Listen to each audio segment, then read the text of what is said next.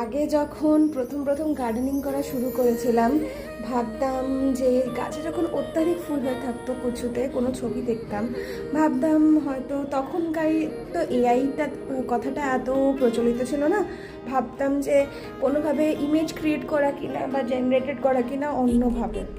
Until আজকে আমার বারান্দায় একটা গাছে এতগুলো জবা ফুল ফুটেছে, ঘুম থেকে উঠেই মনটা ভালো হয়ে গেছে। এটা একটা গাছে একদিনে 8টা ফুল ফুটেছে। লক্ষ্মী জবাটা দেখো, 1 2 3 4 5 6 7 8, লক্ষ্মী জবাতেও 8টা ফুল ফুটেছে। দেখে মনটা আমার এত ভালো হয়ে গেছে যে কি বলি। এই গাছে আজকে ফোটেনি, এটাতেও ফুটবে, এখনো ফোটেনি।